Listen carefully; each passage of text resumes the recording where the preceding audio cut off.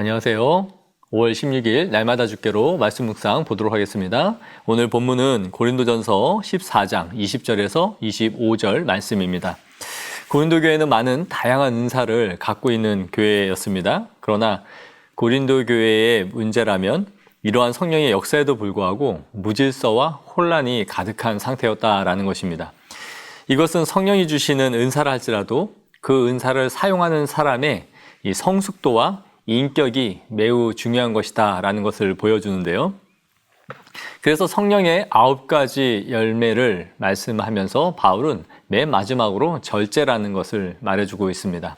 절제라는 것도 하나님이 주시는 큰 은사요, 또 성령의 열매라는 것을 우리에게 말씀해 주고 있는 것이죠.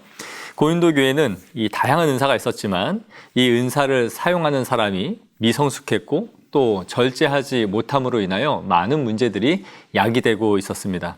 그래서 바울은 고린도 교회에 여러 은사들이 질서 있고 지혜롭게 사용되어야 함을 말해주고 있는데요. 오늘 관찰 질문을 보면서 계속해서 살펴보도록 하겠습니다. 관찰 질문 1번을 보시면 바울이 지혜와 악에 대해 무엇이라고 권면하는지 묻고 있는데요. 20절에 보시면 지혜에는 아이가 되지 말고 악에는 어린아이가 되라. 지혜에는 장성한 사람이 되라 라고 말씀하고 있습니다. 아이는 사고하고 생각하는 것이 미성숙하죠. 그래서 아이들은 단편적이고 또 1차원적으로 생각을 합니다. 그래서 악에 대해서는 바울이 이 어린아이처럼 되라 라는 것이죠. 악에 대한 지식은 단편적이고 1차원적으로만 알고 있어도 된다. 미성숙한 상태로 있어도 된다 라는 권면입니다. 반면에 이 어린아이는 판단과 지혜는 미성숙하지만 그 순수함과 순진함에는 어른들과 비교가 되지 않습니다. 아주 작은 것, 또 하늘나라에 대해서 말해주어도 아이들은 순수하게 잘 받아들입니다. 그래서 악에는 어린아이처럼 되라 라고 말을 하고 있는 것이죠. 그러면서도 지혜에는 장성한 사람이 되어야 된다라고 말해주고 있습니다. 예수님도 마태복음 10장 16절에 뱀같이 지혜롭고 비둘기같이 순전하라 라고 동일하게 말씀해주고 있는데요. 바로 우리가 지혜에 있어서는 장성함을 갖고 있어야 된다라는 것입니다. 관찰 질문 2번을 보시면 바울은 온 교회와 함께 모여 방언으로 말하면 어떤 일이 일어날 것인지에 대해서 묻고 있습니다. 바울은 방언과 예언이 주는 유익에 대해서 오늘 본문에 잘 말씀해주고 있는데 22절에 방언은 믿지 아니하는 자들을 위한 표적이며 예언은 믿는 자들을 위한 표적이다 라고 말해주고 있어요. 그러면서 23절에 온 교회가 함께 모여 다 방언으로 말하면 알지 못하는 자들이나 믿지 아니하는 자들이 들어와서 너희를 미쳤다 하지 아니하겠느냐라고 말하고 있습니다.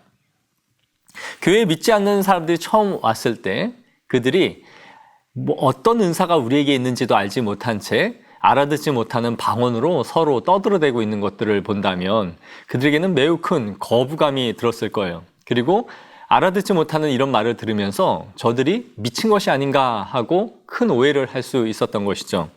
그래서 바울은 이러한 것들을 너희가 잘 생각하고 은사를 사용하여야 되지 않겠느냐라는 것입니다. 관찰 질문 3번에 예언에는 어떤 공동체 유익이 있는지를 묻고 있습니다.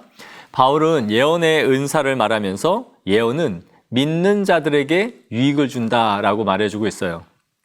방언이 믿지 않는 자들에게 표적이 되는 것은 분명하지만 통역을 해주는 사람이 없다면 그 방언을 하는 당사자 외에는 유익함이 없다라는 것입니다. 하지만 예언은 모든 사람이 다 알아들을 수 있는 말로 하는 것이기 때문에 그 예언의 말씀을 통하여 사람들이 죄를 깨닫기도 하고 하나님의 뜻을 알 수 있는 시간이 되기 때문에 그들이 회개에 이르게 되는 큰 유익이 있다라는 것이죠. 여기서 우리가 주의해야 될 것은 오늘 본문에서 말하고 있는 이 예언이 마치 무당이 무언가를 맞추고 미래의 어떤 일을 예언해주고 보이지 않는 것을 말해주는 그런 의미가 아닙니다. 여기에서의 예언은 하나님의 뜻을 가르치고 말씀을 통해 죄를 드러내는 성령의 역사하는 그 말씀, 즉 예언의 은혜를 말해주고 있는 것이죠.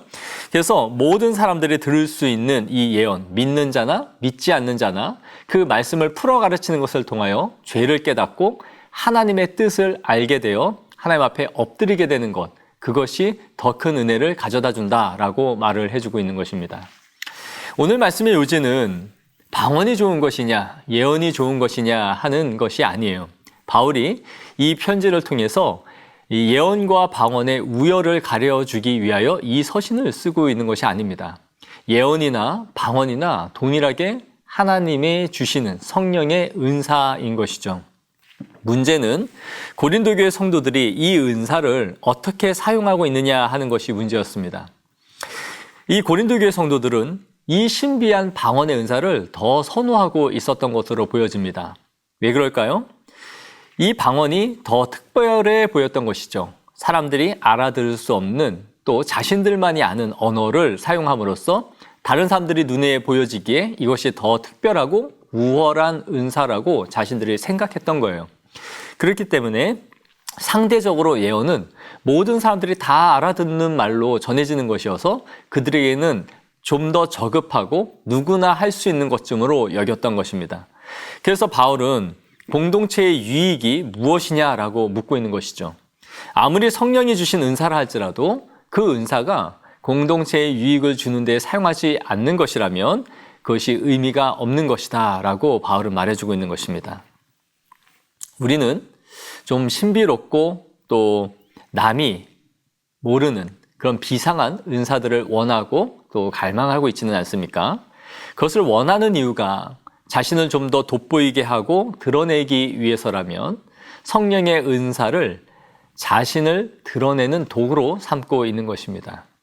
그러나 바울은 모두가 알아들을 수 있는 이 예언이라는 말씀의 선포를 통하여 성도들이 죄를 깨닫고 하나님을 더 깊이 알아가는 것이 공동체에 더 큰 유익을 준다라는 것을 오늘 본문이 말씀해 주고 있는 것입니다.